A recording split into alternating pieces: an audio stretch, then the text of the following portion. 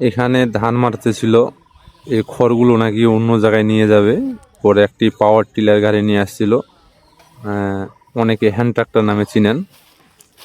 এই গাড়িটা ড্রাইভার বলতেছিল যে ডাইরেক্ট যে খড়গুলো পড়তেছে গাড়িতে লোড দিবে। তো আমি বাধা করেছিলাম যে ডাইরেক্ট লোড দেওয়া যাবে না, তারপরও কথা শুনে নাই। এখন এই যে দেখেন, মেশিন থেকে ডাইরেক্ট লোড দিছিল গাড়ির মধ্যে। এমন লোড হন হয়েছে যে দেখেন যে গাড়ি সহ মনে করেন যে দেখা যাচ্ছে না, দেখতে পাচ্ছেন পুরো গাড়িটাই মনে করেন যে খড়ে ভর্তি হয়ে গেছে, চারিদিকে খড়, এই যে দেখতে পাচ্ছেন। এখন এগুলো টানতে টানতে মনে করেন যে দিনটাই চলে যাবে।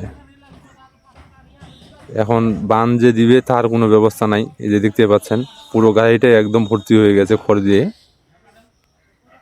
আমি ড্রাইভারকে বাধা করছিলাম, তারপরও শুনে নাই।